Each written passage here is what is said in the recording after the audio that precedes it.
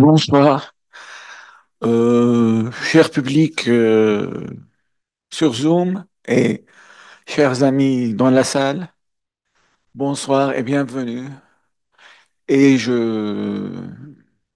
beaucoup de respect pour votre courage de sortir un soir aussi froid, aussi pluvieux pour venir écouter la présentation euh, très intéressante de Monsieur Baptiste Brodard, qui nous fait l'honneur de venir présenter son ouvrage qui est issu de sa thèse, thèse de doctorat. Alors, Monsieur Brodard est docteur en études religieuses. Il a enseigné la sociologie et l'islamologie en France, en Suisse, en Malaisie, en Afrique du Sud et au Mexique. Ses recherches portent sur la pensée musulmane contemporaine, le militantisme social et politique confessionnel ainsi que la communauté musulmane en Europe et en Amérique latine.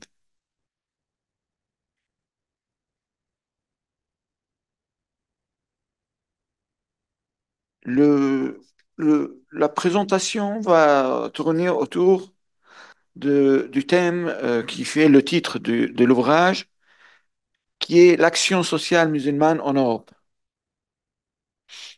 C'est- je sais que c'est pas lié à l'actualité directement, mais ce qu'on vit en France, surtout en France, depuis quelques mois, voire quelques années, donne à ce sujet toute son importance. Parce que il y a méfiance, il y a ignorance, il y a une mauvaise volonté de falsifier la réalité. Et il y a l'exclusion. L'exclusion, pas seulement pour les pauvres gens, pour les gens ordinaires, mais parce qu'ils font partie de ces associations, parce qu'ils adhèrent à ces organisations, peut-être ils ont un regard sur eux assez discriminatoire. Et on va vous écouter avec beaucoup d'intérêt et après ouvrir le débat avec notre public sur Zoom et notre public dans la salle. Merci beaucoup. Bonsoir.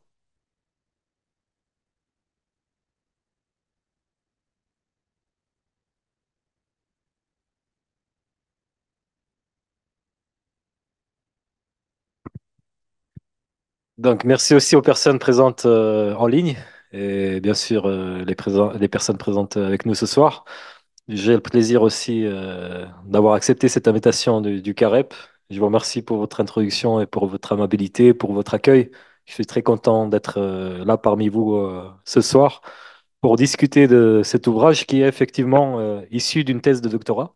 Ma thèse, elle a été écrite, enfin, elle a été réalisée entre 2016 et 2020. Donc, c'est un peu un processus de recherche que j'avais entamé bien avant, dès les années 2010, on va dire, parce que j'étais en master à l'époque, bien avant mon doctorat, puis je m'intéressais aux liens entre action sociale et islam. À la base, c'était pas une thématique qui allait de soi. Et ensuite, beaucoup d'associations se sont développées en France et dans d'autres pays, ce qui a permis de l'imaginer ou de le constituer en tant qu'objet d'étude, intitulé arbitrairement, hein, si je me permets, Action sociale musulmane, avec des guillemets. Donc ça m'a permis de mettre des mots sur un phénomène qui n'allait pas de soi au début, qui était quelque chose dont on ne parlait pratiquement pas, mais il y avait déjà des ramifications historiques avec la question du militantisme musulman depuis plusieurs décennies en Europe. Mais ensuite, il y a eu des évolutions importantes à ce niveau-là, vers les années 2010, la charnière 2010, avec une forte évolution du phénomène et beaucoup plus de cas d'action sociale musulmane, à la fois en France, mais aussi en Grande-Bretagne, en Suisse et dans d'autres pays, ce qui m'a permis vraiment d'avoir cette confiance de théoriser cet objet qui n'allait pas de soi au début. Donc c'est tout un processus de réflexion qui maintenant qui date d'une quinzaine d'années et qui, comme vous l'avez dit, retentit de plus en plus avec l'actualité. Au début, c'était une question qui intéresse pas beaucoup le débat public. C'était quelque chose d'un peu euh, marginal ou quelque chose de peu préoccupant. Mais on a eu plusieurs paliers. Les attentats de 2015. Ensuite, on a eu le discours sur le séparatisme de 2021, qui cible indirectement ces cas. Et on a eu plus récemment la parution d'un ouvrage d'une chercheuse qui s'appelle Florence Bergeau-Blaclair sur le frérisme. Donc, mon livre ne traite pas du frérisme directement, mais quand j'ai pris connaissance de ces travaux, j'ai remarqué que mes conclusions étaient à peu près l'inverse de ce qui était présenté dans cet ouvrage paru cette année ou l'année passée. J'ai toujours du mal avec les dates parce que le temps passe tellement vite. Et je me suis dit, ah, la thématique de l'action sociale musulmane, même si elle n'est pas thématisée comme telle, revient au cœur des débats publics, pardon, parce qu'on l'accuse de tous les maux.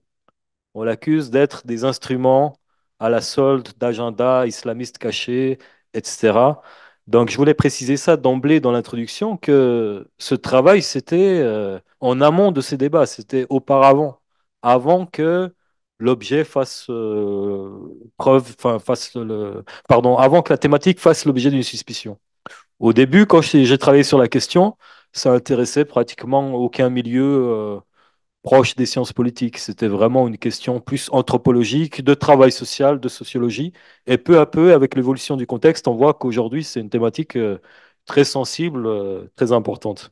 Mais pour revenir un peu à la base de ma réflexion, pour moi, ce qui m'a animé à la base, c'est l'observation concrète, que j'ai vécue en tant que personne qui résidait en France à l'époque, d'un nouveau phénomène, du phénomène du développement d'associations musulmanes, entre guillemets, qui investissent le champ du travail social, qui proposent des services caritatifs dans la société, non seulement pour les personnes musulmanes, mais aussi et surtout pour les citoyens sans connotation religieuse. C'est-à-dire qu'il s'agit avant tout d'un travail impartial, d'une œuvre sociale, humanitaire, motivée par des raisons religieuses, mais qui concernent les personnes en situation de précarité en général, sans discrimination. C'est un phénomène que j'ai observé d'abord en tant que citoyen, si je puis dire, que j'ai observé dans les quartiers populaires où je vivais, et qui n'était pas théorisé parce que ça n'allait pas de soi à cette époque. Là, je parle des années 2006, 2007, 2008, et ça m'a poussé au fur et à mesure de cette observation à me lancer sur une réflexion plus profonde sur ce nouveau paradigme qui permet de légitimer l'engagement associatif musulman dans l'action sociale comme une évidence. Aujourd'hui, c'est quelque chose qui va de soi dans beaucoup de communautés musulmanes. 20 ans auparavant, ça ne l'était pas. Pourquoi ça ne l'était pas? Parce que certains avançaient l'idée que le travail social, c'est la prérogative de l'État. Et pourquoi est-ce que les mosquées ou les associations confessionnelles devraient régler les problèmes de l'État ou devrait donner des repas aux sans-abri. Aujourd'hui, pratiquement personne ne dit ça. Mais au début du phénomène, ça n'allait pas de soi. Et on a vu la genèse de ces nouvelles associations sur la base d'initiatives individuelles. À la base, souvent, on avait une, deux, trois personnes qui se sont constituées en collectif informel, qui ont commencé à préparer des repas à Stains, en Seine-Saint-Denis ou dans d'autres communes, à Évry, dans l'Essonne, et qui ont été dans la rue à la rencontre des personnes pauvres pour leur donner des repas chauds. Ensuite, vu qu'il y a une régularité, ces collectifs sont devenus des associations enregistrées qui se présentent souvent comme associations de la société civile, avec des noms qui évoquent pas forcément l'islam. Mais en parlant avec les acteurs, les initiateurs des projets, on voit que la motivation centrale était leur foi. Ce sont des personnes qui allaient prier à la mosquée et qui se disaient qu'est-ce que nous enseigne l'islam en tant que rôle, en tant que participation au-delà de l'aspect rituel ou de l'aspect d'adoration à la mosquée? Qu'est-ce qu'on doit faire en tant que musulman? Et pour ces personnes, l'évidence était de lutter contre les problèmes sociaux, que ce soit la pauvreté, la violence, la délinquance, plus tard aussi l'extrémisme violent en lien avec l'islam. Donc toute une série de projets de médiation se sont mis en œuvre, non seulement en région parisienne, mais ensuite dans d'autres régions de France et également en Angleterre, en Suisse et dans d'autres pays européens. Donc, ma question de départ sur la base de cette observation était comment et pourquoi s'est développé finalement ces phénomènes que j'appelle action sociale musulmane, entre guillemets. Comment et pourquoi? Le pourquoi, parce que à une époque, ça n'allait pas de soi, et ensuite, on voit que des initiatives ont entraîné un effet de tendance, ou si je puis dire, un effet de mode, qui a fait qu'on est passé en 2008 de deux, trois associations musulmanes actives dans les maraudes en région parisienne, et 3 ans plus tard, on en avait à peu près une centaine, puis c'est devenu très compliqué de les dénombrer parce que beaucoup de collectifs se créent, d'autres disparaissent. Et il y a eu un phénomène de tendance qui a fait que cet investissement initié en région parisienne a finalement été imité à Marseille ou dans des communes beaucoup plus petites, en Haute-Savoie ou par exemple à Bordeaux, à Limoges, etc. Donc on sent qu'il y a eu quelque chose de nouveau, un tournant. Mais l'étude ou la recherche implique de revenir sur l'histoire. Et l'histoire, pour moi, elle est liée à deux aspects thématiques principaux. D'un côté, il s'agit de retracer l'histoire du militantisme musulman en France ou en Europe, qui a ses réalités propres, très différentes des contextes de pays arabo-musulmans, par exemple. Donc, je me suis intéressé à l'histoire d'une jeunesse, enfin la jeunesse plutôt d'un engagement musulman dans la société. En m'intéressant à Jamaat Tabligh, au groupe de prédication du Tabligh, bien connu, aux institutions, ou plutôt aux organisations liées à la mouvance frériste dans les années 80, 90, 2000, à l'émergence du salafisme et finalement à ce nouveau type d'engagement qui a pour caractéristique principale d'être détaché d'un ancrage idéologique. Quand on prend ces nouvelles associations musulmanes apparues au tournant des années 2010, on se rend compte qu'on peut ni les classer comme Ikhwan, ni Salafi, ni liés au Tabligh, etc., et qu'il s'agit de structures beaucoup plus centrées sur un projet, sur une action, que sur une lecture idéologique ou théologique particulière. Et là, on a un tournant très important avec les grilles de lecture anciennes, y compris dans la littérature qui était disponible en sociologie de l'islam en France ou ailleurs. Parce qu'auparavant, quand on parlait de la même thématique, on allait penser à deux choses. Frères musulmans d'un côté et activisme social, parce qu'il y a eu des structures comme les JMF, EMF ou d'autres qui étaient plus ou moins rattachées idéologiquement aux frères musulmans et engagés dans la société. C'est quelque chose qui a existé et qui existe encore dans une certaine mesure. Et on a aussi eu, bien sûr, le rôle indirect du Tabligh dans les quartiers populaires, qui n'est pas un mouvement d'action sociale, mais un mouvement de prédication qui a eu des effets sociaux indirects. Donc, c'était un peu les deux grandes pistes pour retracer l'historique du mouvement, en ajoutant aussi le développement d'organisations humanitaires, surtout en Angleterre dans les années 80-90, avec l'idée à cette époque qu'il fallait collecter des fonds en Europe pour essayer d'aider les pays plus en difficulté. C'est seulement plus tard qu'on a eu l'émergence de toutes ces structures qui ont, encore une fois, pour particularité principale d'être autonomes et qui ont investi de l'action sociale à différents niveaux, à l'échelle locale, mais aussi parallèlement dans d'autres pays. Donc, à la fois, on pourrait utiliser le terme de travail social et de travail humanitaire, mais est-ce que ça a vraiment encore sens de différencier les deux engagements? Parce qu'on voit qu'en termes de motivation, en termes d'action, en termes de projet, les dynamiques sont très semblables finalement. Donc, pour moi, l'idée, c'était de partir sur des études de cas concrètes, à la fois en France, en Suisse, en Angleterre. J'en ai une quinzaine dans l'ouvrage. Et pour ensuite poser des grandes réflexions problématiques sur cet engagement qui est pour moi un nouveau phénomène à observer. Et donc, j'ai construit mon livre de cette manière. Dans le début, enfin, la première partie s'intéresse à la genèse, à l'aspect plus historique aussi des mutations du travail social qui ont permis à des acteurs associatifs, privés et donc religieux de concurrencer l'État dans une certaine mesure, dans certains milieux, parce qu'il y a eu un vide, il y a eu un besoin. Donc je reviens sur ces mutations du travail social pour expliquer en quoi la pluralisation des sociétés, mais aussi la crise de l'État-providence permet à d'autres acteurs de trouver leur place. C'est un premier point théorique. Un deuxième point, concerne l'évolution du militantisme musulman dans les sociétés européennes. Et ensuite, j'introduis cette idée qu'il y a une nouvelle phase dans ce militantisme musulman au sens large qui a donné lieu à la naissance d'une action sociale musulmane de plus en plus organisée. Et directement, en partie 2, j'en viens à mes études de cas en 3 chapitres. Un chapitre sur la France, un chapitre sur la Grande-Bretagne et le troisième chapitre sur la Suisse. Donc une quinzaine de cas sont détaillés.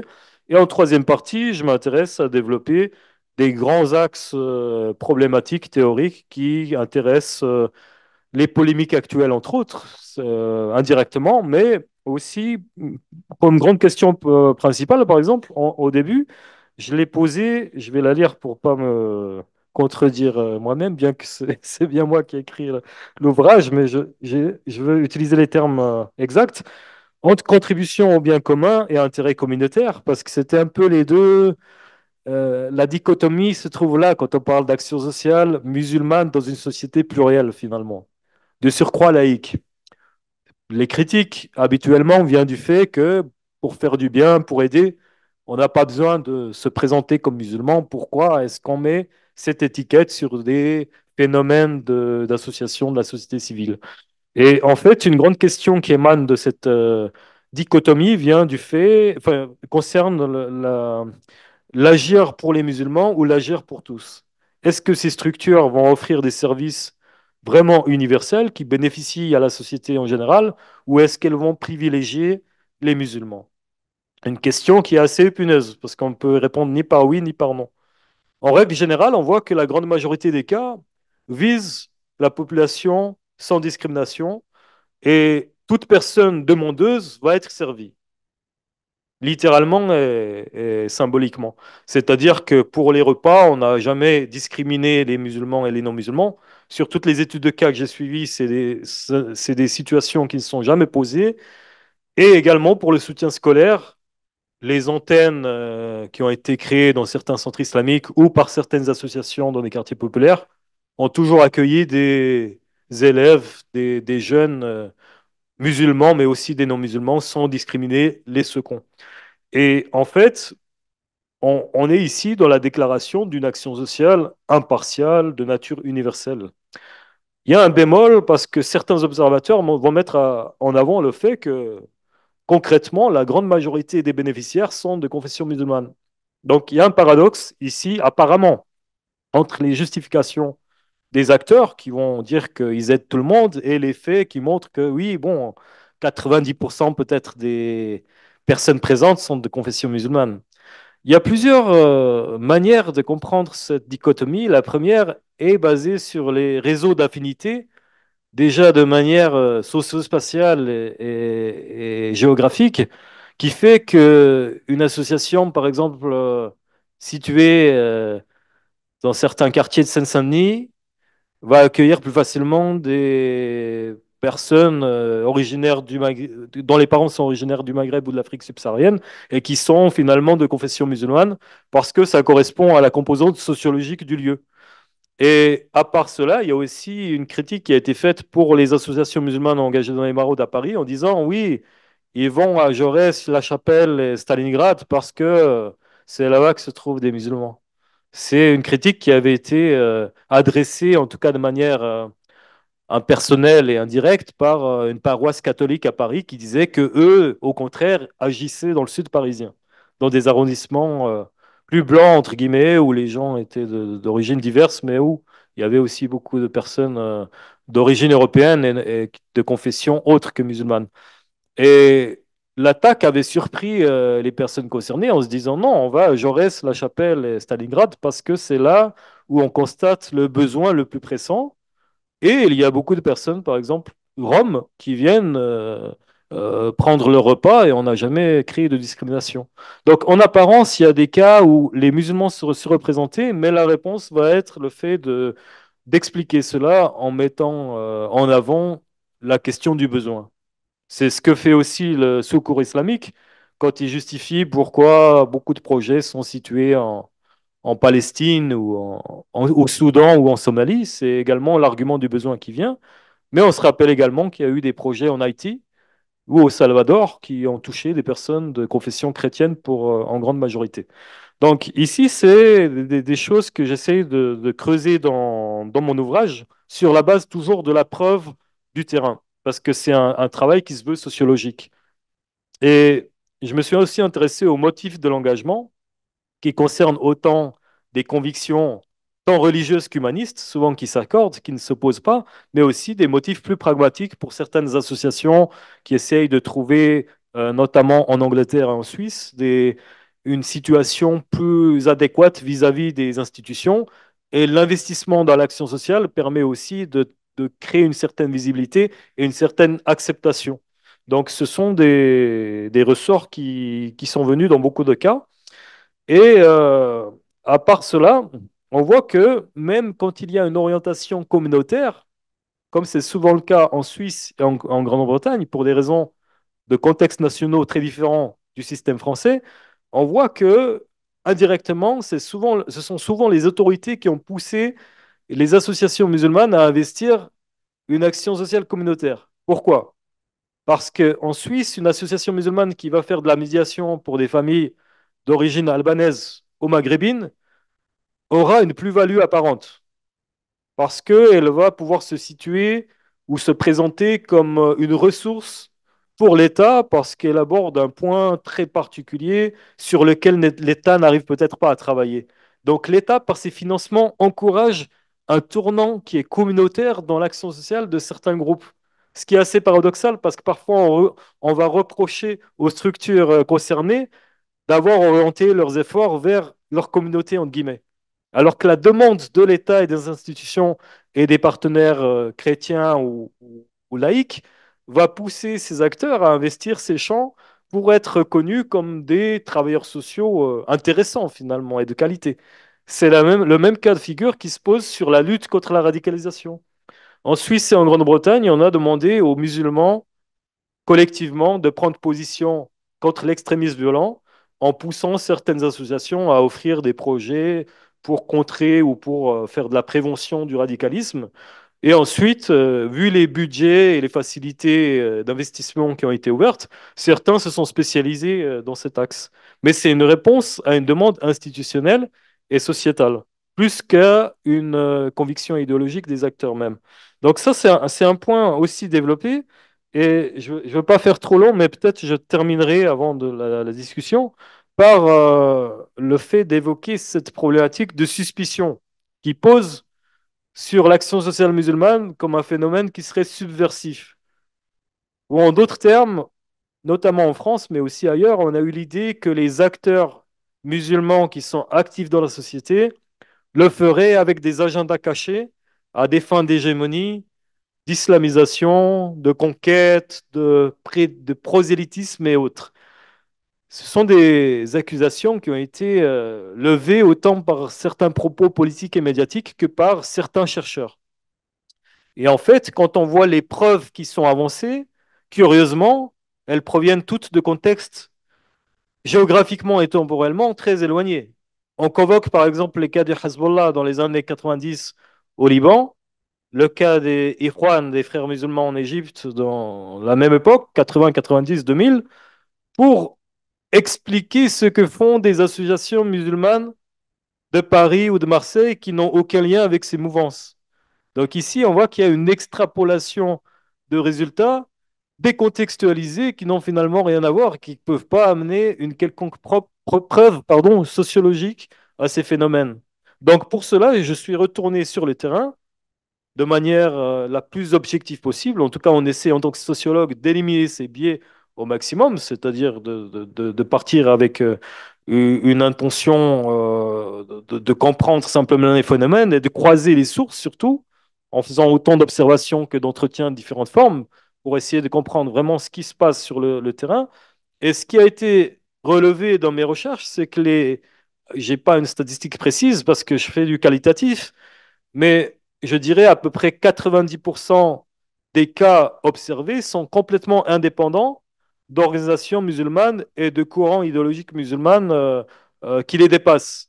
En d'autres termes, les associations qu'on retrouve en France qui sont engagées dans l'action sociale musulmanes ne sont pas liées aux frères musulmans ni à d'autres mouvances.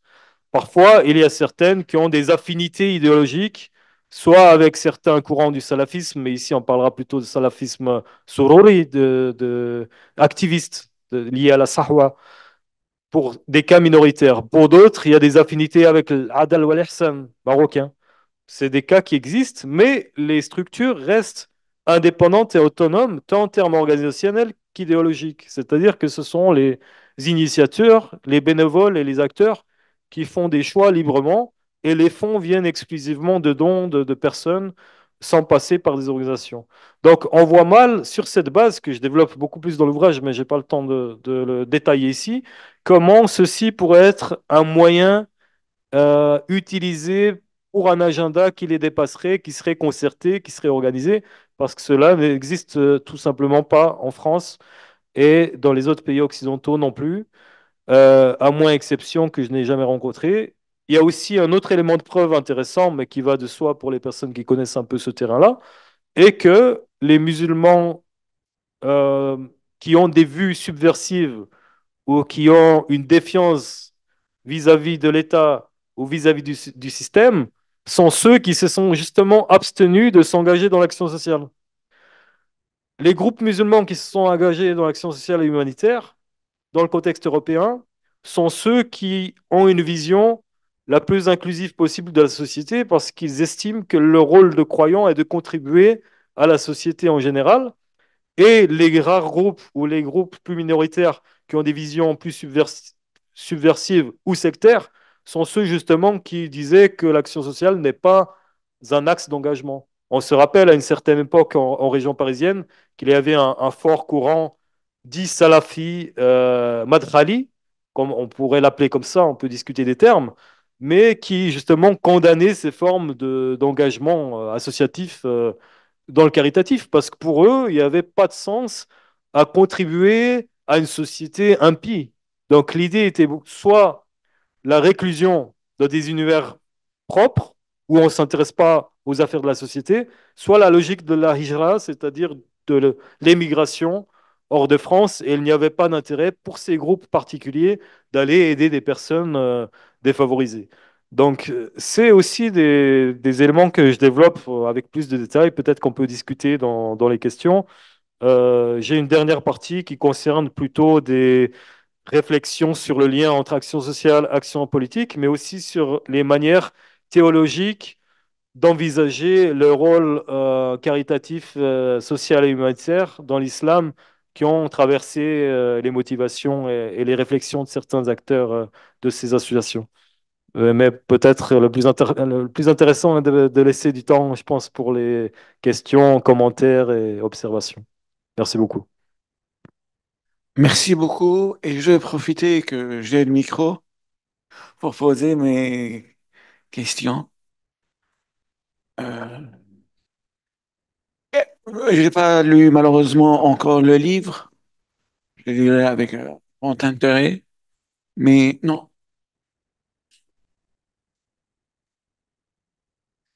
Euh, est-ce qu'il y a, comme vous avez travaillé sur plusieurs pays européens, est-ce qu'il y a à un moment donné une comparaison entre, par exemple, l'Angleterre et la France ou l'Allemagne et la France?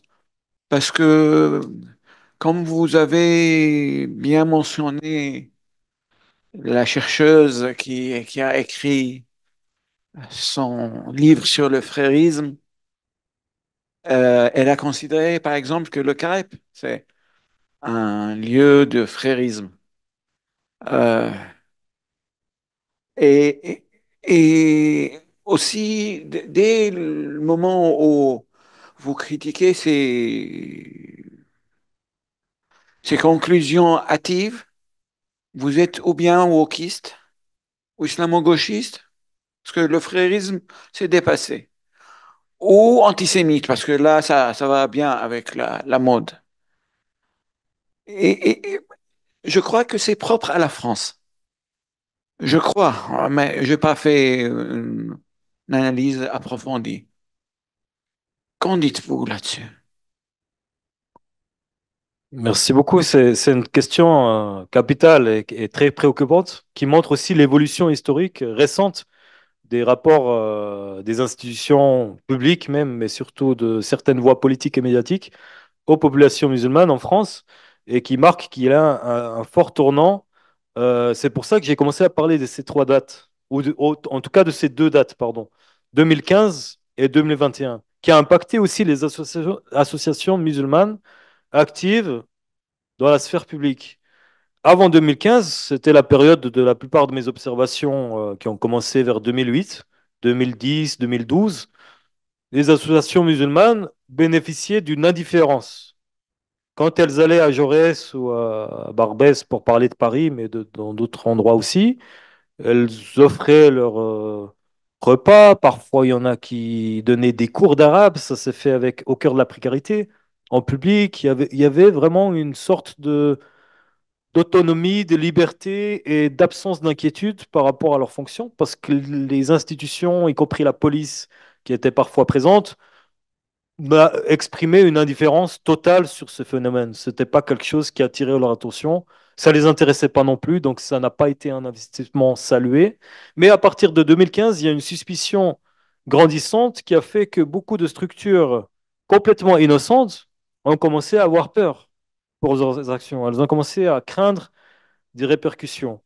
Et en revenant ensuite au discours du président Macron sur le séparatisme, on voit qu'il y a encore une autre barrière qui a été franchie, où les acteurs musulmans, hein, pour parler des cas musulmans, engagés dans la société, même pour des œuvres de bienfaisance, ont l'impression d'être pratiquement criminalisés, ou en tout cas de devoir faire très attention à tous les mots et toutes les, tous les détails qui sont mis en œuvre dans leurs œuvres, de peur d'avoir des conséquences fâcheuses qui passent parfois par la fermeture, par la dissolution d'associations. Et cela a créé vraiment un changement de vision et de paradigme, à mon avis, au sein de ces cas d'associations musulmanes, où, si on me permet de m'exprimer ainsi, une voix un peu rapide pourrait dire, en tant que musulman, on sent qu'on n'a plus de possibilités d'expression dans l'espace public, même à des fins humanitaires, sociales, caritatives. Et que l'islam ou toute expression associative doit strictement être réduite à la sphère privée. Contrairement, pourquoi j'en parle un peu comme ça? Parce que si on prend les cas d'Angleterre, on voit qu'il y a une vision très différente, très pragmatique, où beaucoup d'institutions publiques saluent l'œuvre de ces structures et les considèrent comme des alliés et des partenaires pour, par exemple, dans la prévention de l'extrémisme, de la violence, du racisme et également du terrorisme. Il y a un cas intéressant que je voulais développer dans le livre qui s'appelle Common Youghal à Dewsbury. C'est une ville du nord de l'Angleterre, assez pauvre, qui est ségrégée en termes ethniques. Il y a un côté des personnes d'origine du continent, du sous-continent indien, donc du Pakistan, Bangladesh, Inde, et de l'autre côté, des quartiers pratiquement homogènes, blancs d'origine britannique. Entre les deux, il y avait des tensions ethniques, il y a eu des violences, il y a eu des méfiances mutuelles. Et il y a aussi eu des cas de terrorisme de jeunes de confession musulmane du quartier qui étaient partis en Syrie. Un imam a créé une structure, donc Communion, justement pour essayer de combattre ces luttes communautaires et contribuer à la cohésion sociale. Par exemple, il a organisé des matchs de football entre les jeunes du quartier et des militaires, ou des matchs de football entre des jeunes du quartier et la police, ou des visites de postes de police par des jeunes. Et ces actions ont été très bénéfiques pour la population locale, mais aussi saluées en Grande-Bretagne par des autorités qui ont trouvé le projet très citoyen et bénéfique. Et la personne qui la porte est un imam connu, qui d'ailleurs paraît, qui porte une tenue traditionnelle, qui a même été socialisé dans un environnement religieux déobandi, donc une religiosité qui se voit beaucoup.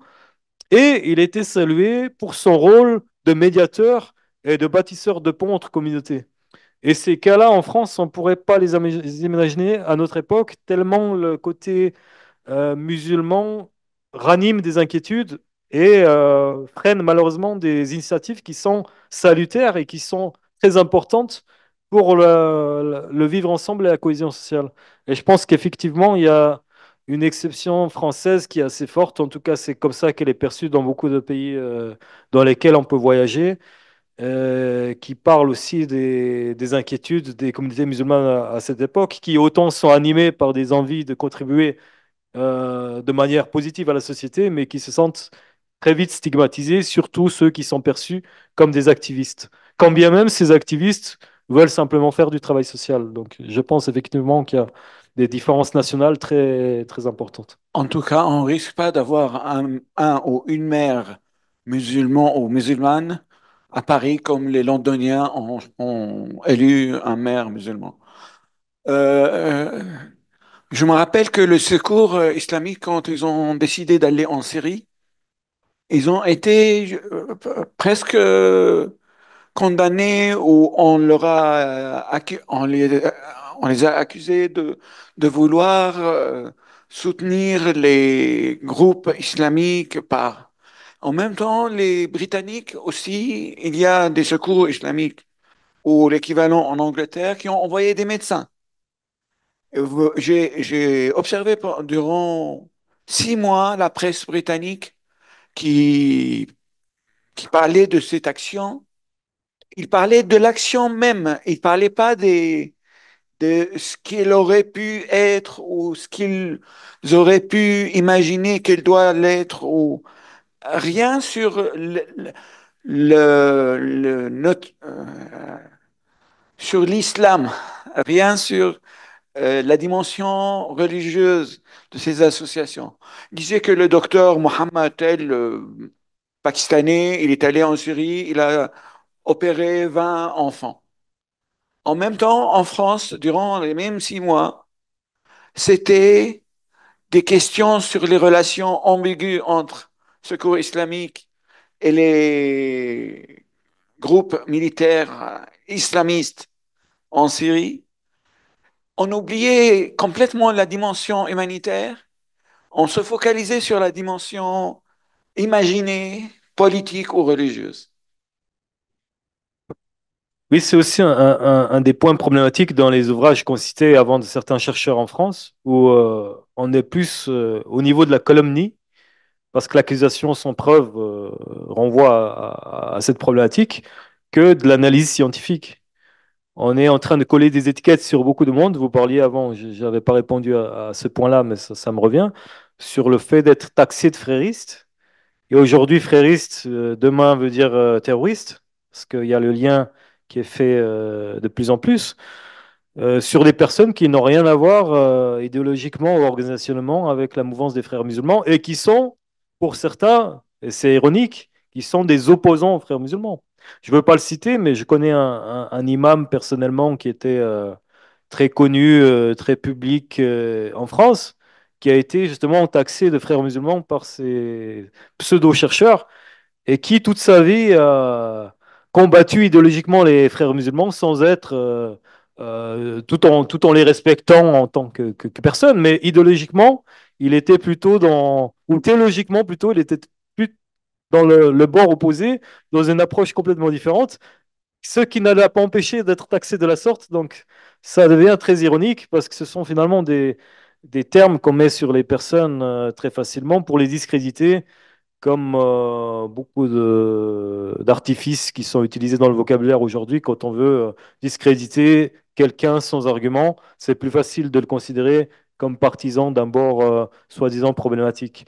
Et ça, malheureusement, ça renvoie plus à de la calomnie que de la rigueur scientifique. Et il y a beaucoup d'exemples qui en parlent. Après, effectivement, on peut s'interroger du traitement aussi médiatique d'initiatives positives d'un pays à un autre. En Angleterre, il y avait des grands quotidiens comme The Guardian ou d'autres. Je ne connais pas extrêmement bien la presse anglaise, mais j'avais facilement trouvé dans certains quotidiens des articles qui saluaient le fait que des mosquées, par exemple à West London, ouvrent leurs portes pendant l'hiver pour héberger des sans-abri. Et des fois, c'était des projets aussi interreligieux. Il y avait des groupes de solidarité entre musulmans chrétiens et juifs qui se relayaient pour ouvrir leur lieu de culte. Par exemple, un soir par semaine, un soir la synagogue, un soir la mosquée, un soir l'église du coin. Et c'était des journaux qui traitaient cela de manière tout à fait descriptive, sans évoquer une quelconque problématique, mais au contraire en saluant l'effet positif pour le vivre ensemble et justement pour le fait de venir en aide à des personnes qui souffrent et qui sont dans la précarité. En France, il y a quand même eu deux, trois petites émissions sur France 3 à midi ou dans la presse locale d'initiatives, mais elles restent très rares. Et la grande majorité des cas où on entend parler d'initiatives de projets musulmans sont là à titre très suspicieux. Notamment, encore une fois, je mets beaucoup l'accent là-dessus, mais notamment depuis 2021 avec cette idée de séparatisme où tout projet devient suspect en tant que tel. Et moi-même, en tant que sociologue, par exemple, qui écrit sur une thématique de la sorte, je suis pratiquement accusé par des personnes qui n'ont pas lu l'ouvrage de faire de la propagande islamiste ou frériste. Alors que bon, les éléments de preuve sont détaillés, la méthodologie est très claire, et personnellement, je n'ai pas d'affinité avec le frérisme. Si c'était le cas, je le dirais ouvertement, mais ça n'empêche pas d'être systématiquement classé d'un côté ou d'un autre. Et c'est vrai que c'est quelque chose de problématique pour le débat public parce que on a beaucoup de chercheurs, on pourrait les citer facilement si quelqu'un me demande de les citer. Enfin, je pense que la plupart d'entre nous ont des idées sur eux qui sont très compétents, qui ont écrit de très bonnes choses, mais qui ne sont jamais invités sur les plateaux télévisés à débattre de ces questions ni mentionné dans les discours politiques. Par contre, les discours politiques, on voit qu'ils procèdent directement d'une récupération de certains écrits de chercheurs, mais circonscrits à une orientation politique très problématique. Ce qui se trouve dans certains ouvrages de chercheurs qui pêchent par excès de zèle et par extrapolation, en pensant que ce qui s'est passé à Beyrouth dans les années 90 et ce qui se passe aujourd'hui à La Courneuve, et qui écrivent des ouvrages sans aucune preuve, sans aucune méthodologie solide, leurs propos sont repris par des politiciens à la télévision comme des évidences. Et parfois, on dit, les chercheurs ont dit que, malheureusement, pour le cas français, il s'agit d'une petite entité ou d'un groupe très restreint de personnes Très très privilégié. privilégié qu'on a décidé d'accorder une parole, un crédit complet, en ignorant les trois quarts des autres chercheurs qui ont des travaux beaucoup plus conséquents sur la question, mais qui ne sont jamais cités. Donc c'est vrai que ça interroge beaucoup sur ces récupérations politiques très situées et arbitraires. Comme vous avez évoqué le rôle des médias, je reviens au secours islamique. Quand ils ont envoyé des gens s'occuper un peu des cas de pauvreté ou de famine au Soudan, en Syrie, même en Irak, il y avait parmi les volontaires des femmes non voilées. Et je me rappelle que le journaliste sur la chaîne française disait, mais c'est pas possible, elle n'est pas voilée. Alors, elle a porté le gilet parce que ils avaient un gilet distinctif avec le logo sur le dos. Elle cache quelque chose. C'est, alors, ils sont partis dans une discussion qui a duré 5 10 minutes sur qu'est-ce qu'elle cache, cette femme non voilée, en mettant la veste du secours islamique. Ça m'envoie, et là je termine avant de donner la parole à la salle. Pendant les Jeux olympiques dans les années 90, France 2 parlait d'une compétition. Il y avait une athlète syrienne. Et l'athlète syrienne, elle a gagné à l'époque, pour la première et dernière fois dans l'histoire de la Syrie, médaille d'or. Elle, elle était, elle avait la croix. Alors le journaliste, il s'est arrêté de commenter en disant non, non, là je me suis trompé, c'est pas une Syrienne.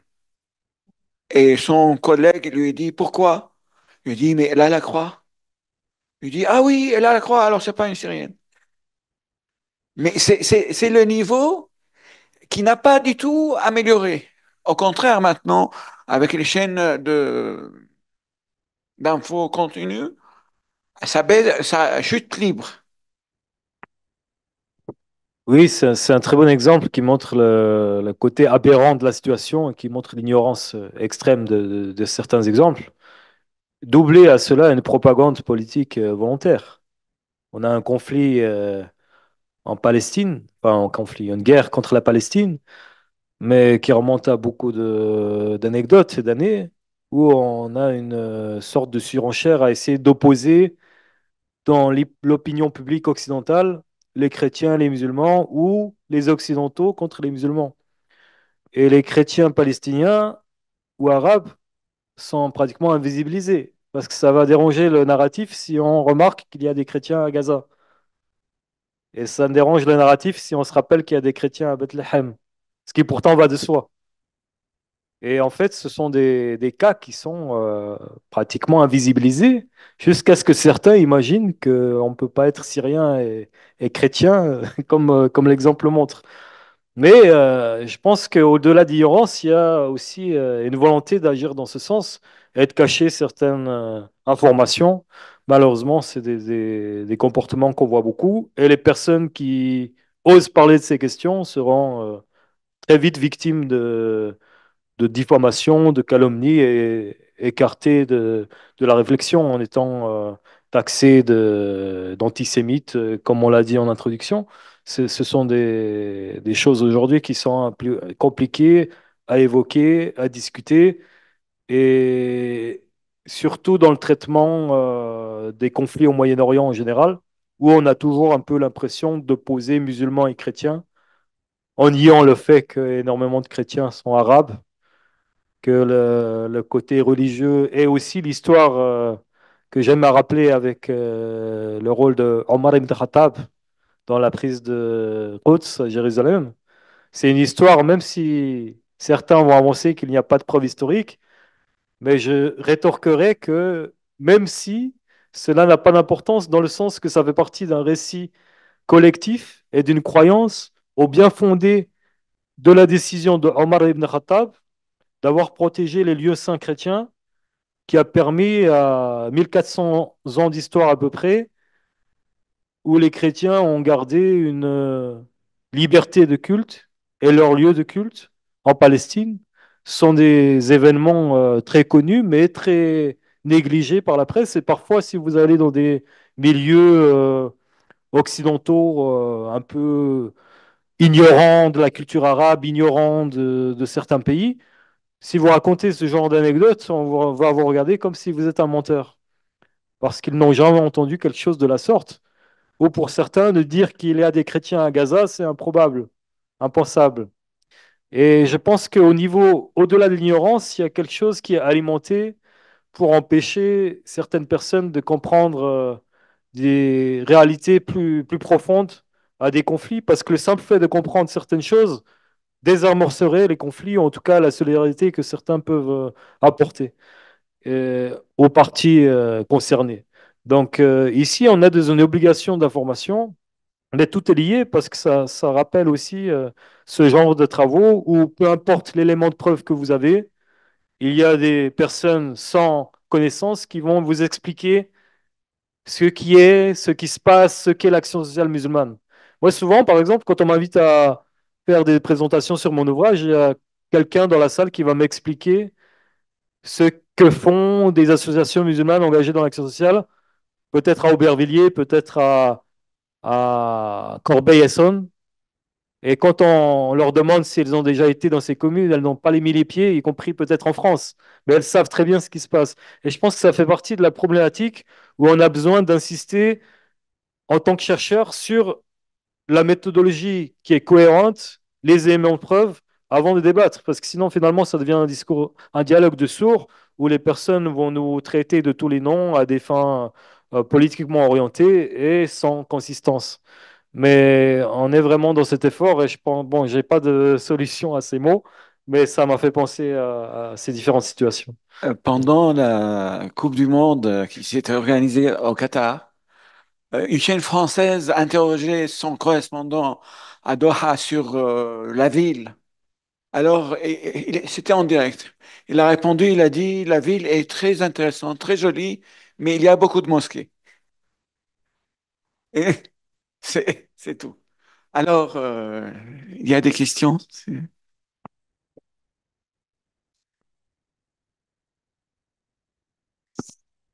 Oui, je me disais que est-ce qu'on n'a pas en France, je parle en France, un problème avec la laïcité.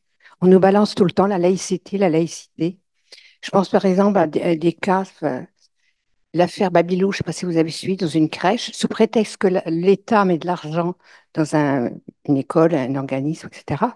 Il y avait une femme qui était voilée, enfin, ça fait toute une histoire. Il y avait toute une polémique à ce sujet-là. Il y a eu aussi une polémique, alors je n'ai pas très bien suivi, au sujet des écoles Averroès, où on a coupé les subventions. Donc voilà. Et par rapport en Grande-Bretagne aussi, j'étais en train de penser, quand il y a eu les caricatures, bien avant l'assassinat des professeurs, hein, je parle avant, au tout début, euh, au nom de la laïcité, de la liberté d'expression, on pouvait tout montrer, alors qu'en Angleterre, ils n'ont pas montré les caricatures. Je ne sais pas si vous vous souvenez, dans les médias.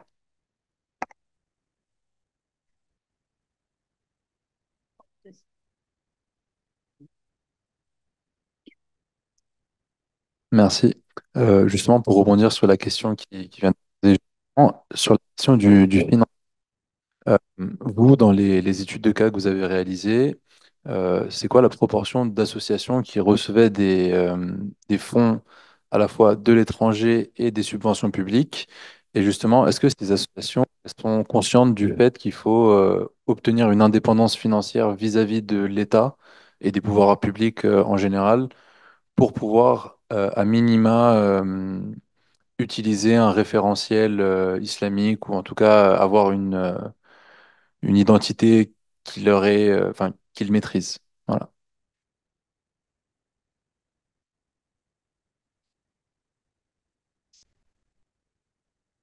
Donc, tout d'abord, je vous remercie. Je remercie les amis du CAREP et je vous remercie infiniment pour le travail.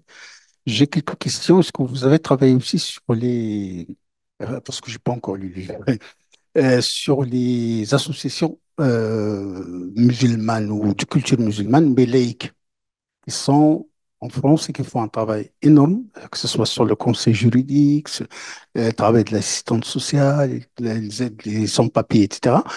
Il y a aussi des associations qui font des repas pour les nécessiteux, etc., etc.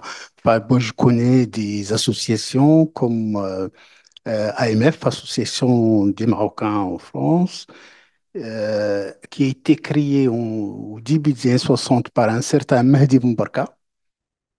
Et il y a la TMF, Association des travailleurs maghrébins de France. Il y a l'Association des Tunisiens de France. Ils font un travail énorme sur ce genre de choses. Et oui, je crois, c'est tout. Je ne sais pas. Merci. Merci. Après, il y a quelques questions sur Zoom, mais Je préfère commencer voilà. parce que j'ai Oui. peur d'oublier après. Mais merci beaucoup pour ces trois questions très intéressantes. Je vais essayer d'aller dans l'ordre. Tout d'abord, par rapport à la laïcité. La laïcité en France, c'est un principe, c'est pas une valeur comme on fait croire. Parce qu'actuellement, on entend que la laïcité est une valeur, on ne comprend pas trop la logique, mais c'est un principe historique, ancien et fondé, dont les interprétations sont variables et dont les interprétations sont larges. À une certaine époque, la laïcité en France permettait à des acteurs religieux, surtout catholiques, de faire des bonnes œuvres, d'aider les personnes pauvres, tout en exprimant une religiosité visiblement de manière ostentatoire, sans que cela soit vu comme une infraction forte aux valeurs de la République.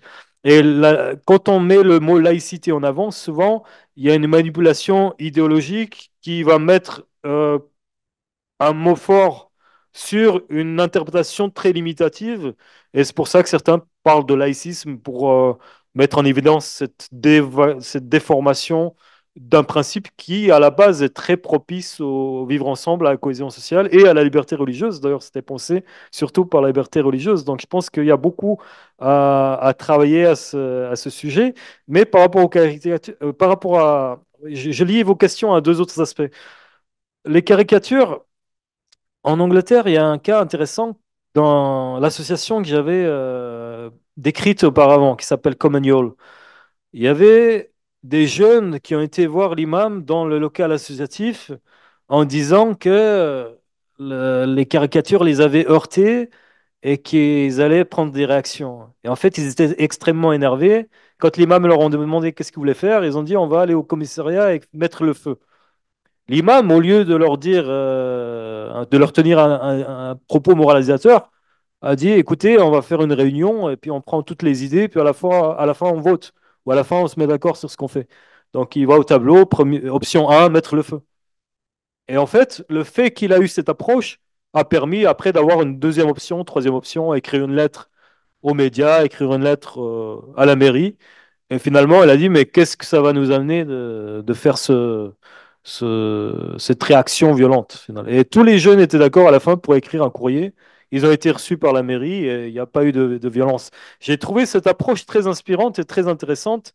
Pourquoi je la lie à la question de la laïcité? C'est que dans le travail social, parfois, et en France également, d'où le paradoxe, pour travailler efficacement avec des publics, avec des personnes parfois jeunes, de différents milieux, de différents états émotionnels, on doit travailler de manière pragmatique et réaliste.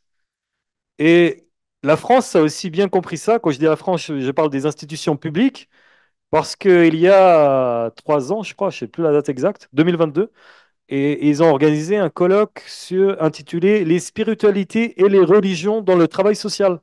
J'étais invité à ce colloque à Roubaix, c'était organisé par l'État français, et ça parlait de comment travailler au niveau religieux et spirituel dans la société. Donc là, on était très loin de la laïcité. Et en tant que travailleur social, aussi, on voit des contradictions énormes parce que d'un côté, il faut être laïque, de l'autre, on va engager des personnes de confession musulmane ou autres pour aller en prison, parler avec les personnes détenues d'islam pour essayer de leur faire croire ce qu'il faut croire et pas croire ce qu'il ne faut pas croire. Donc là, on n'est plus du tout dans une approche laïque et on reste en France. Donc, c'est des exemples qui nous font remarquer que la question est beaucoup plus complexe que ce qu'on veut montrer, que les institutions sont fortement laïques. En fait, ça dépend. Quand il y a des besoins pragmatiques et des crises, on est en train de chercher les religieux parfois pour les mettre dans le sens qu'on veut mettre. Et ça, c'est des infractions à la laïcité qui sont tolérées et encouragées. Et c'est extrêmement intéressant de voir qu'il y a quelque chose en termes déontologiques politique officiellement et il y a des réalités pragmatiques qui sont beaucoup plus nuancées, mais à creuser comme réflexion. La deuxième question, c'était sur les financements. Les cas français, tous ceux que j'ai vus, sans exception, reposent sur des financements personnels ou des commerces, des petits commerces ou des donateurs individuels. L'État ne finance pas ce genre de structure, en tout cas celle que j'ai suivie. Par contre, parfois au niveau local, il y a des alliances, il y a des prêts de salles par les mairies.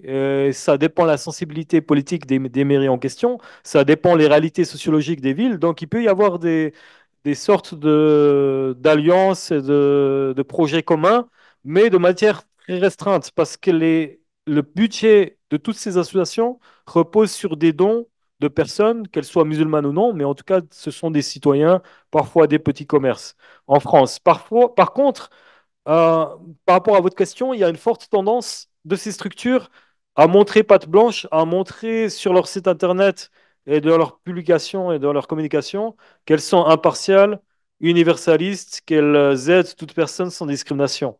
La communication en France est extrêmement orientée vers cela et ça montre, ça veut aussi dire quelque chose du climat.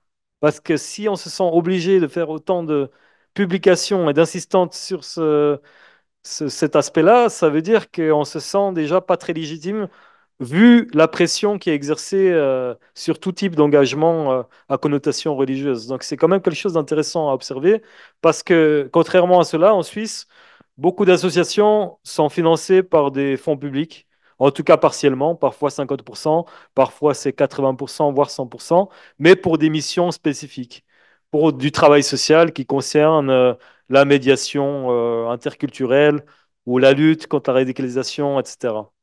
Donc, ça dépend beaucoup des cas.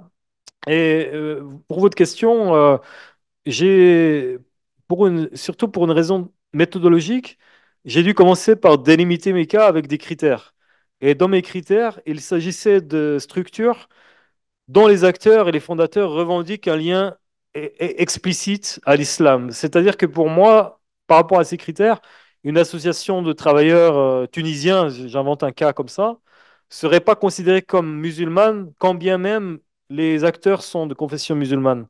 Parce que l'identité associative tourne pas sur la référence religieuse, mais sur la référence nationale, parfois ethnique, parfois autre. Donc c'est vraiment sur la base de ces critères que j'ai exclu les cas pour avoir une cohérence méthodologique. Mais ça aurait été certes intéressant de faire la comparaison. Et ça me permet aussi de rappeler que le concept d'action sociale musulmane est très ambivalent. Moi, je l'ai écrit comme ça en titre parce qu'il faut bien un titre. Mais pour être plus précis, j'aurais déjà mis des guillemets parce que en début d'ouvrage, j'interroge qu'est-ce qu'une action sociale musulmane, qu'est-ce qu'une association musulmane ou non. Et on voit que cela dépend énormément du contexte.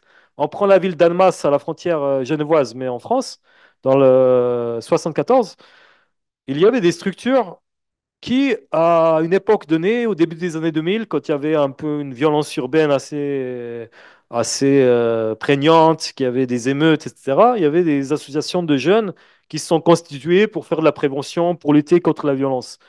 Parfois, ces associations se présentaient comme musulmanes, et 3 ans après, l'une d'elles s'est dit non, non, on n'est pas une association musulmane, on est une association de la société civile. C'était exactement les mêmes acteurs, avec les mêmes motivations, mais ils ont vu que parfois se présenter comme musulmans, ça coupait des alliances avec la mairie, ça faisait différents problèmes de communication et de réputation, et qu'ils avaient intérêt, malgré que leur motivation était plutôt liée à leur foi, d'apparaître comme une association neutre au niveau confessionnel. On a aussi une ambiguïté à Paris, en région parisienne. Je ne sais plus le nom exact, je pense que ça s'appelle Banlieue solidaire ou Ensemble, je ne sais plus le nom, je l'ai mis comme exemple dans un quartier populaire de banlieue parisienne où une association de jeunes fait des maraudes pour aider les personnes pauvres. Et l'association n'est pas du tout, n'apparaît pas du tout comme musulmane. Dans la presse, le Parisien en parlait, par exemple, c'était une association de jeunes de quartier populaire qui font une œuvre d'entraide. Et ce qui est intéressant, c'est qu'aussi les acteurs, officiellement, publiquement, ils se présentaient pas comme musulmans. Mais tous étaient des musulmans qui pratiquaient l'islam et qui disaient que leur engagement, c'était une sorte de prolongation de leur foi dans la société. Donc, on voit ici l'ambiguïté de la présentation. Le titre qu'on met ou le nom qu'on se donne en public, parfois, c'est une réponse à un contexte pour des raisons stratégiques assez évidentes qui ne se permet pas de saisir les réelles motivations. Donc c'est pour ça que je décortique dans l'ouvrage différentes cas de figure où je m'intéresse aux raisons d'être, aux causes et aux motivations des acteurs et finalement à l'identité religieuse. Qu'est-ce que cela veut dire? Et c'est finalement un terme qui est pris avec des pincettes.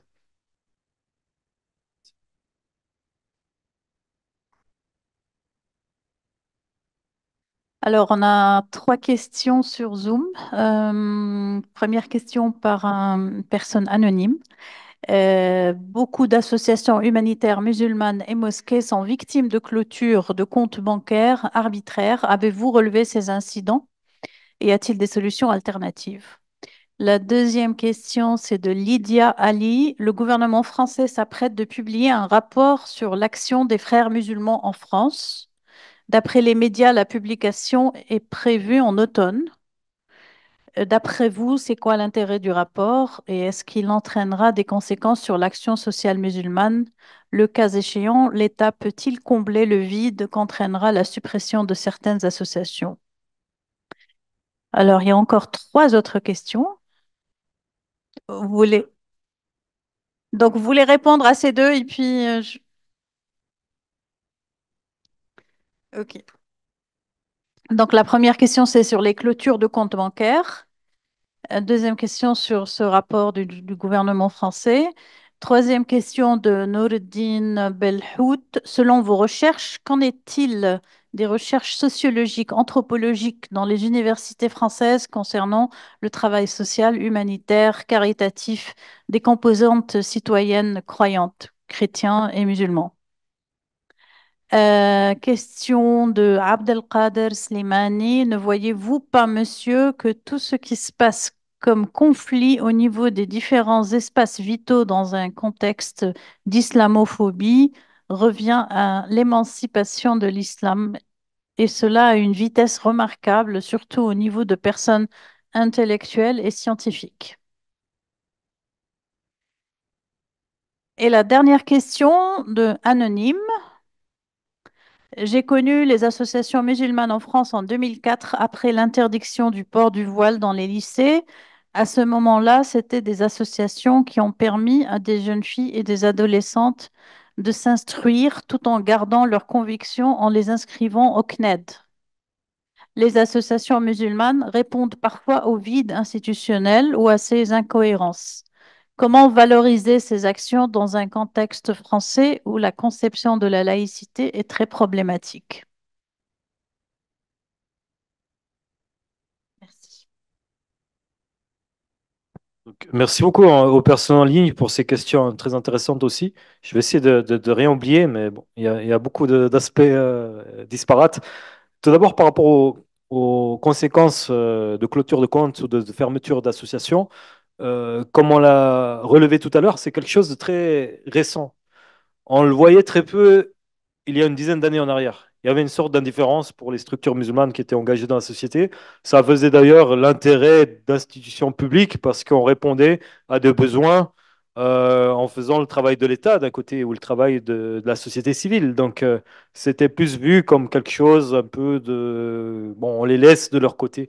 Et c'est seulement plus tard, avec les changements de, du domaine sécuritaire, avec la surenchère de la suspicion par rapport à tout engagement musulman dans la société civile, qu'on a vu des fermetures d'associations. Le cas le plus médiatisé, c'était Baraka City, je pense.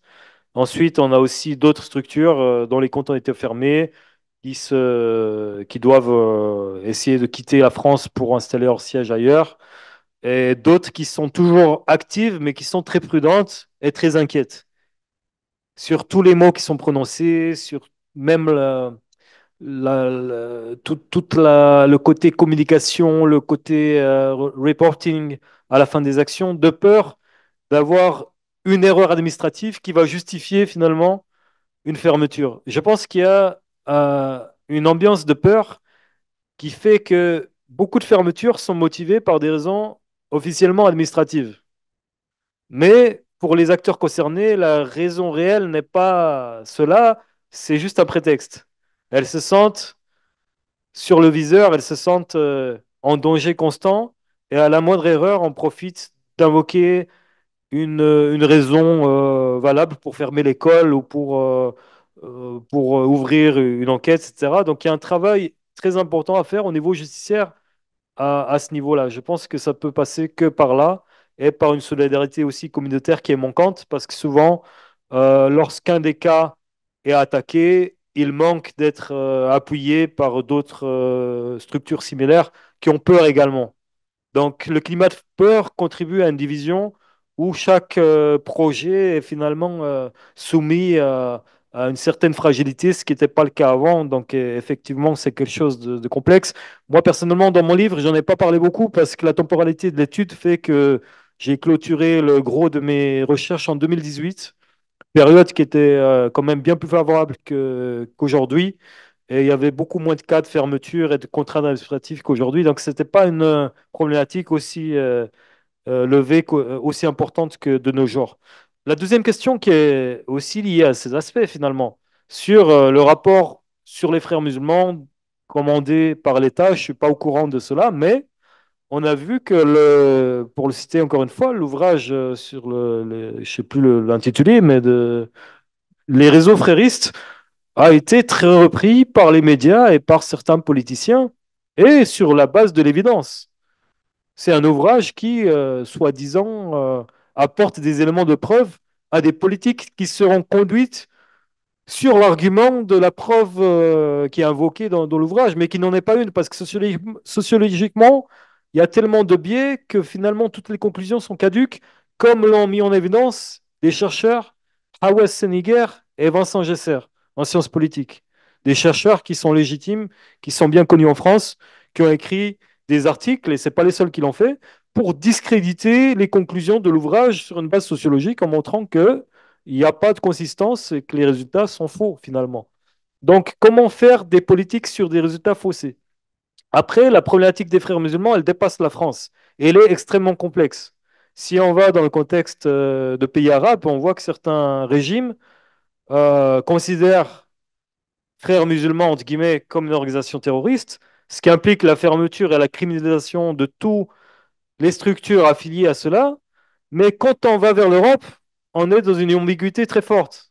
Parce que j'ai une partie aussi de mon ouvrage qui traite de cette question, et mon argument, c'est que les frères musulmans européens, ou tout ce qu'on peut apparenter à cette organisation, ou plutôt ce mouvement, ne représente pas idéologiquement ou organisationnellement ce qu'on attribue aux frères musulmans de certains pays arabes.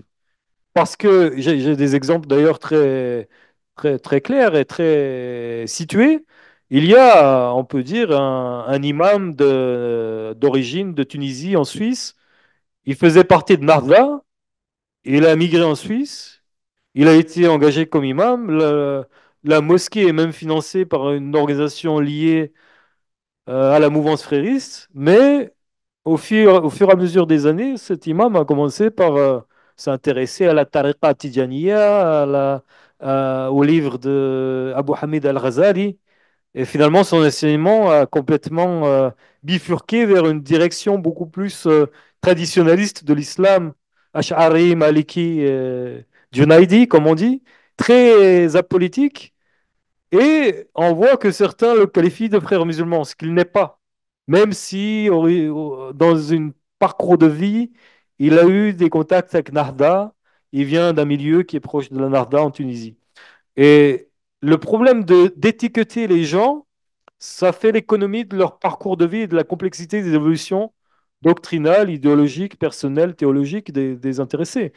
Et même les personnes qui se revendiquent encore des frères musulmans en Europe, ont souvent des positions théologiques, idéologiques et politiques très différentes de l'équivalent dans des pays comme la Syrie ou ailleurs. Donc finalement, qu'est-ce que ça veut dire, frères musulmans?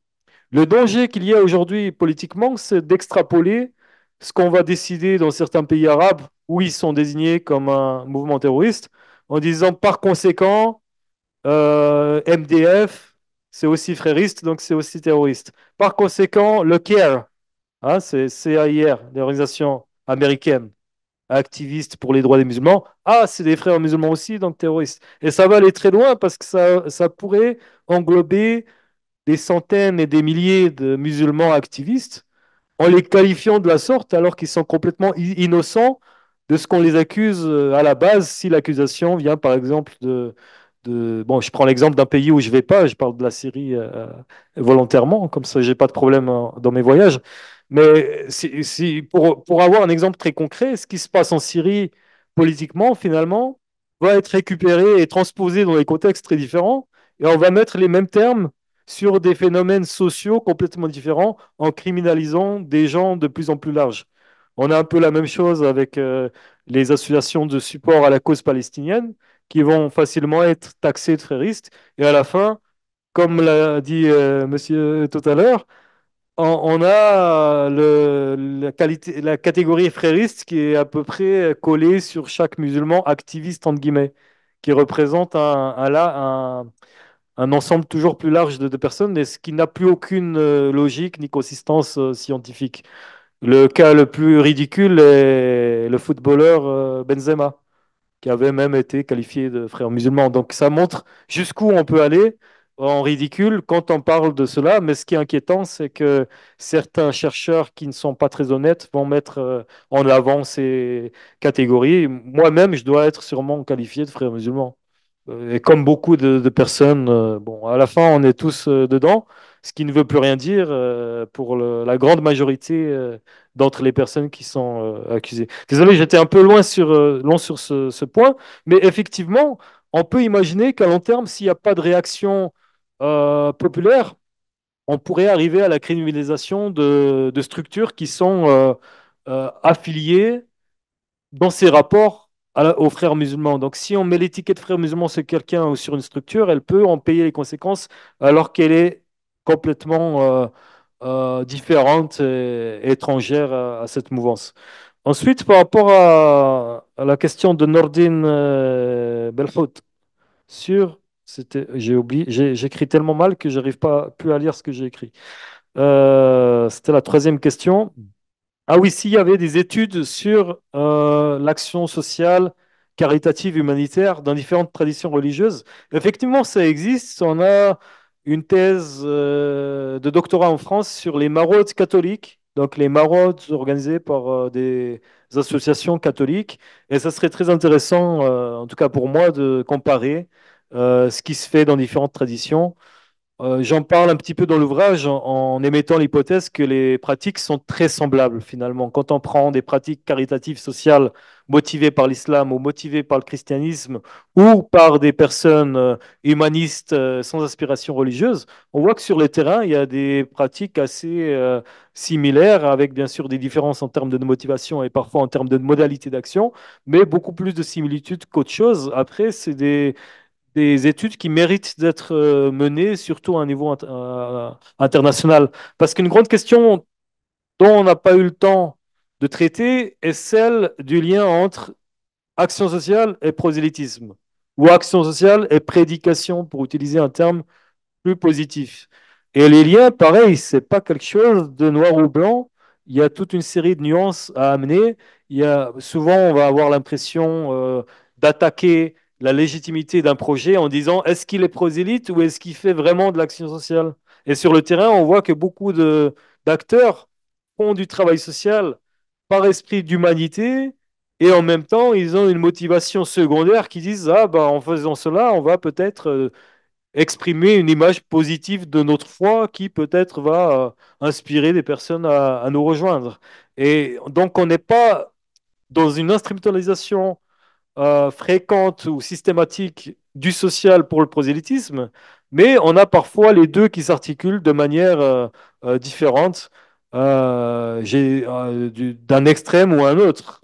J'avais un cas en Colombie qui était très intéressant, que j'en parle pas dans le livre, c'était une autre étude que j'ai faite, je vais être un peu bref là-dessus, mais c'est une illustration assez intéressante. Il y avait deux associations musulmanes, l'une était complètement orientée vers ce qu'ils appellent Darwa, donc une sorte de prosélytisme. Et pour eux, l'action sociale, finalement, ça servait à appeler les gens à l'islam.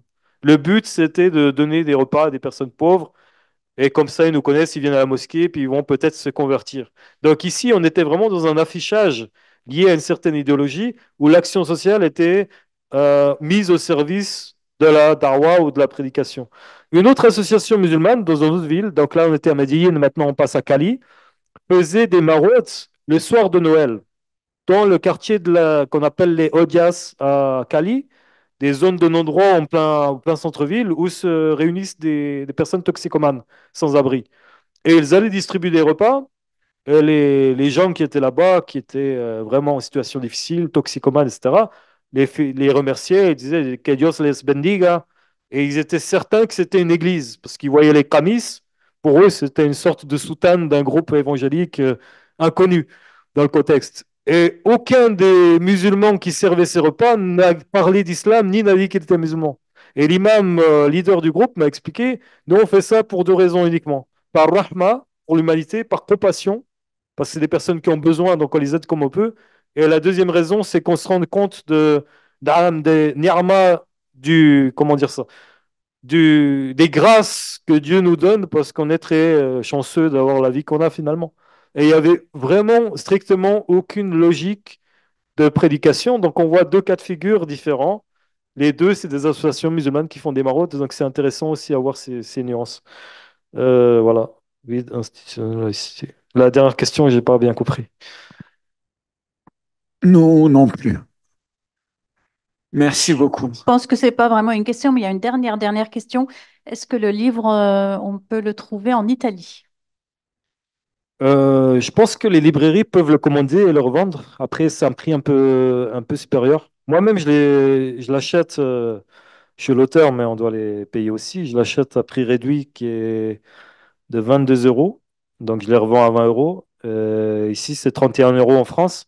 Peut-être en Italie, je ne sais pas si c'est un prix majoré, mais normalement, ils doivent pouvoir se commander en librairie.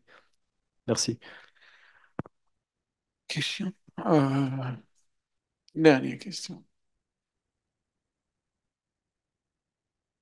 Merci. Ça marche. Donc, moi, c'est une dernière question et ça va dans le sens de la fin de la présentation, enfin de la réponse à la dernière question. Du coup, merci déjà pour l'ensemble. Moi, c'est justement le regard des non-musulmans bénéficiaires de ces actions sociales. Les non-musulmans qui vont manger dans les mosquées, etc. Quel regard, eux, finalement, ils partent sur l'islam? Parce que, bon, d'accord, il y a le prosélytisme, oui ou non, mais eux-mêmes, est-ce que tu as eu l'occasion de discuter avec des non-musulmans qui viennent bénéficier d'un repas chaud ou dormir? Et est-ce que ça change leur regard sur l'islam dans le cas particulier de la France? Parce que pour remettre le contexte, en France, autour d'une mosquée, on voit beaucoup de mendiants, des gens qui viennent demander de l'argent, pour beaucoup non musulmans d'ailleurs, que je trouve étrangement autour des mosquées, mais pas nécessairement autour des églises. Je prends l'exemple juste de mon quartier à Montreuil. Je vois systématiquement. En revanche, le regard français qui regarde des chaînes pour ne pas les citer, je peux les entendre marmonner quand ils entendent les musulmans sortir de la mosquée, genre, qu'est-ce qu'ils font ces gens-là en sortant de la mosquée, mais jamais j'ai entendu des non-musulmans remarquer qu'il y a une générosité chez la communauté musulmane, par exemple, pour donner notamment à des non-musulmans qui, eux, l'ont très bien compris. Donc, ça serait ça le regard. Est-ce que ça contribue à changer le regard des non-musulmans, qu'il y ait prosélytisme volontaire ou pas, au final? Ça serait ça, ma question. Mhm. Merci.